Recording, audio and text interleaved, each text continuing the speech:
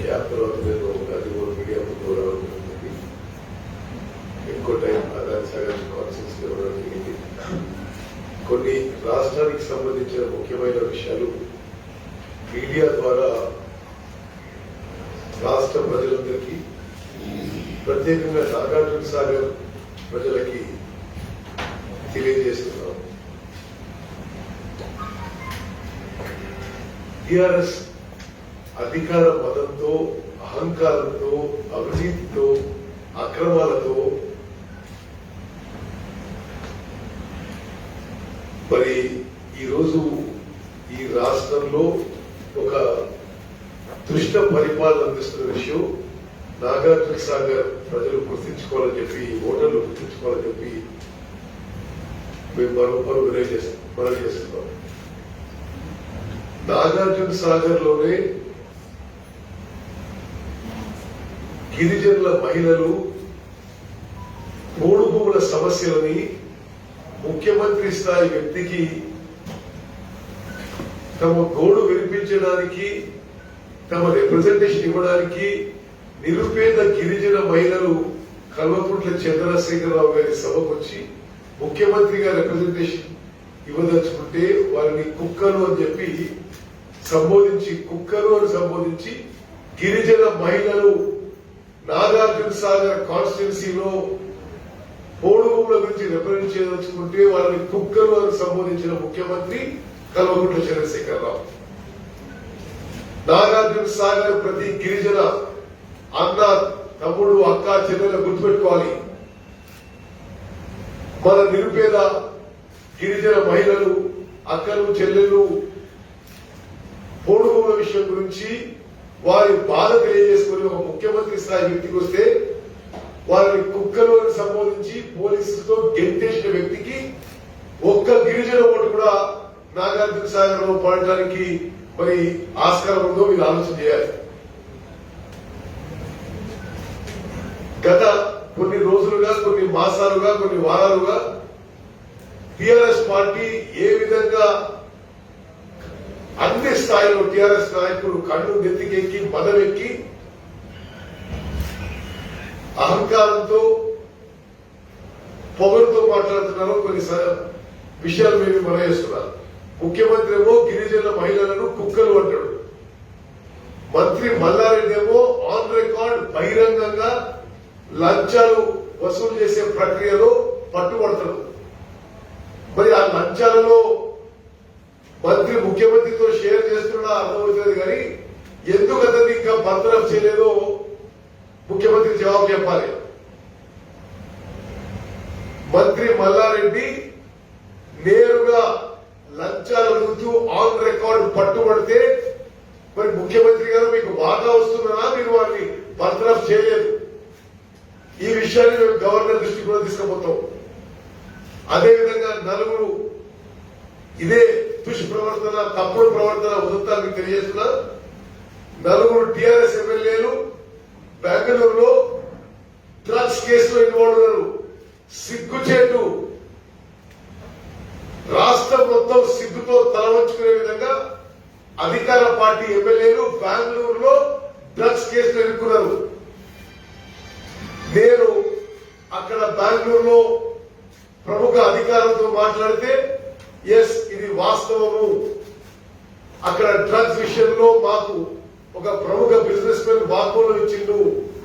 నలుగురు TRS party ఎమ్మెల్యేలు ఇవ్వడు అని చెప్పడం జరిగింది. గత శాసనసభలో పూర్తిగా అకారణంగా ఇద్దరు కాంగ్రెస్ ఎమ్మెల్యేలను శాసనసభ నుంచి బహిష్కరించిన తీరు గమనిస్తూ ఈ నలుగురు ఎమ్మెల్యేలని శాసనసభ నుంచి బహిష్కరించాలి అని చెప్పి కాంగ్రెస్ పార్టీ డిమాండ్ చేస్తుంది. బీజేపీ టిఆర్ఎస్ కలిసిపోయే ఉదాహరణకి ఇది ఒక ఉదాహరణ. కర్ణాటకలో బీజేపీ ప్రభుత్వం అక్కడ ఆన్ రికార్డ్ పోలీస్ స్టేషన్ లో ఆ డ్రగ్స్ విషయంలో నలుగురు టిఆర్ఎస్ ఎమ్మెల్యేలు ఉందని చెప్పి ఒక పెద్ద మనిషి స్టేట్మెంట్ ఇవ్వడం జరిగింది. ఇక్కడ బీజేపీ వాళ్ళు, టిఆర్ఎస్ వాళ్ళు మాట్లాడుకొని అక్కడ బీజేపీ ప్రభుత్వాన్ని ఒత్తిడి చేసి ఆ కేసు రుణం చేస్తున్న మాట అందరూ గమనించాలి. ఇది బీజేపీ టీఆర్ఎస్ టైప్ కి ఇక మరే నిదర్శనం అవసరం లేదు.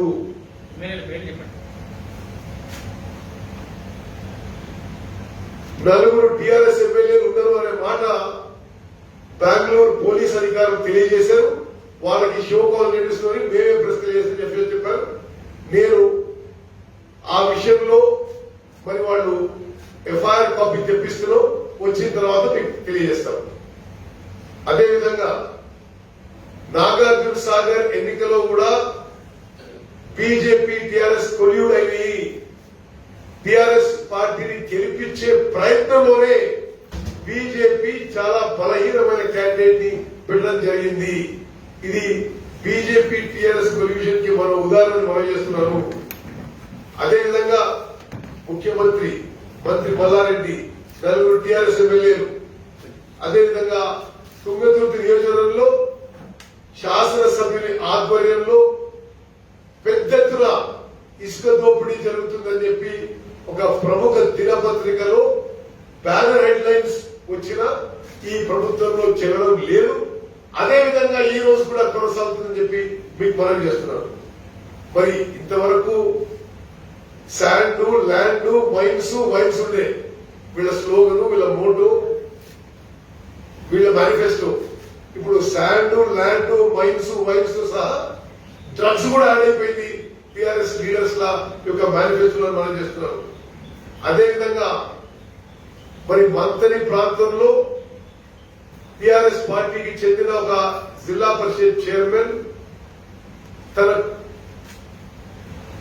హైకోర్టు న్యాయవాది అయిన తన కొడుకు వామన్ రావుని చంపించే దాంట్లో పాత్ర ఉందని వారి తండ్రి కిషన్ రావు గారు స్వయంగా నాకు చెప్పిండు. అదేవిధంగా స్టేట్మెంట్ కూడా రికార్డ్ చేసి ఇచ్చిండు. ఆయన ఇప్పటి వరకు ఏ చర్యలు ఉండవు.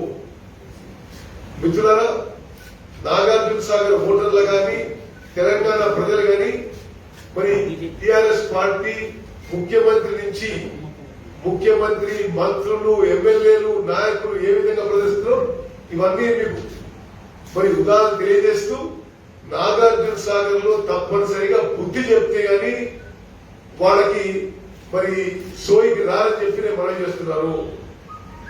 ఇంకో నాగార్జున సాగర్ ఓటర్లకి ఇంకో చాలా ముఖ్యమైన విషయము, కల్వకుంట్ల చంద్రశేఖరరావు గారు జగన్ తో కుమ్మక్కై శ్రీశైలం నీళ్లు, శ్రీశైలం నుంచి కృష్ణా నది జలాలు, మనకి రావాల్సిన నీళ్లు ఆంధ్ర ప్రాంతం దోపిడీ చేస్తుంటే నిర్మాణం మొదలు పెడితే నోరు మెదపలేదు. శ్రీశైలం పైన పోతిరెడ్డిపాడు సామర్థ్యం పెంచుకుంటూ అదేవిధంగా సంగమేశ్వర లిఫ్ట్ విషయంలో కూడా నిర్మాణం పనులు మొదలైన కేసీఆర్ గారు ఎందుకు నోరు మెదపలేదు? వీరి అసమర్థత జగన్మోహన్ రెడ్డితో కుమ్మక్కైండు కాబట్టి నాగార్జున సాగర్ డ్యామ్ ఎండిపోయే ప్రమాదం ఉందని చెప్పి నాగార్జున సాగర్ ఓటర్లు గమనించాలని చెప్పి విజ్ఞప్తి చేస్తున్నారు. ఇప్పటి వరకు ముఖ్యమంత్రి ఈ విషయంలో ఏది శ్రీశైలం దగ్గర పోతిరెడ్డిపాడు సామర్థ్యం పెంచడంలో గాని సంగమేశ్వర లిఫ్ట్ కట్టడంలో గాని ప్రస్తుతం నాగార్జున సాగర్ డ్యామ్ వస్తున్న నీళ్లు ఆంధ్ర ప్రభుత్వం తీసుకుపోవడానికి నిర్మాణం పనులు మొదలు పెడుతుంటే ఇప్పటి వరకు మరి ఏమీ చేయని అసమర్థ ముఖ్యమంత్రి చంద్రశేఖర్ రావు. మరి అసమర్థతనా, చాతగానితనమా, లేకపోతే పోతే పని అనుకుంటున్నా, లేకపోతే పోతే మంచిది, నేను గోదావరి నుంచి ఇంకొన్ని వేల కోట్లతో లిఫ్ట్ చేయించి కమిషన్ వస్తుంది అనుకుంటున్నా, ఇది తెలంగాణ ప్రజలు అర్థం చేసుకోవాలని చెప్పి చేస్తున్నా. మీకు ఒకటే విషయం చెప్తున్నా, మీరు అర్థం చేసుకోవాలి. యావత్ తెలంగాణ రైతాంగం కాళేశ్వరం ప్రాజెక్ట్ కి 2 టీఎంసీలకి 1,00,000 కోట్లు ఖర్చు పెట్టిన పెద్ద మనిషి, మరో ఒక అదనపు టీఎంసీకి కోవిడ్ టైంలో దొంగతనంగా టెండర్స్ వేసిన పెద్ద మనిషి, అదనంగా ఒక్క టీఎంసీకి 24,000 కోట్లు 24,000 కోట్లు తెలంగాణ ప్రజల సొమ్ము వృధా చేసి కేవలం కమిషన్ల కకృతి కోసం చేస్తున్న పెద్ద మనిషి శ్రీశైలం నుంచి 8 టీఎంసీలు ప్రస్తుతం మనకి గ్రావిటీ ఫ్లోలో వస్తున్న నీళ్లు ఆంధ్రప్రదేశ్ ప్రభుత్వం అక్రమంగా తరలించడానికి ప్రాజెక్టు నిర్మాణం చేస్తుంటే ఏమీ మాట్లాడటం లేదు అనే విషయం దయచేసి తెలంగాణ ప్రజలందరూ కూడా నాగార్జున సాగర్ ఓటర్లు గమనించాలి. ఇదే పోతిరెడ్డిపాడు సామర్థ్యం వాళ్ళు ప్రపోజ్ చేసినట్టుగా ఆంధ్రలో ప్రపోజ్ చేసిన నిర్మాణం చేసుకుని సంగమేశ్వర లిఫ్ట్ నిర్మాణం చేసుకుంటే నాగార్జున సాగర్ కింద ఉన్న ఆయకట్టు నాగార్జున సాగర్ డ్యామ్ కింద నీళ్లు రావు. నాగార్జున సాగర్ మరి ఆయకట్టు ఎడారిగా మారిపోతుందని చెప్పి కూడా మనం చేస్తాం. నాగార్జున సాగర్ ఓటర్లు బుద్ధి చెప్తే గాని ఈ ముఖ్యమంత్రికి, టీఆర్ఎస్ మంత్రులకు, టీఆర్ఎస్ ఎమ్మెల్యేలకి ఈ విషయాల్లో బుద్ధి చెప్పాలి. టీఆర్ఎస్ పార్టీని చిత్తుగా ఓడించాలని చెప్పి నాగార్జున సాగర్ ఓటర్లకు కూడా అప్పీల్ చేస్తున్నాం. మిత్రులారా, కేసీఆర్ ముఖ్యమంత్రి అయిన తర్వాత తెలంగాణలో రాజకీయాన్ని భ్రష్టు పట్టించిన విషయం అందరికీ తెలుసు. ఎప్పటిలాగే మళ్ళీ డబ్బులు, లిక్కర్ ఒక ప్రవాహంలో కొనసాగిస్తున్నారు. స్థానిక అధికారులు అసలు ఏమి ఒక ఎలక్షన్ లా నిర్వహించడం లేదు.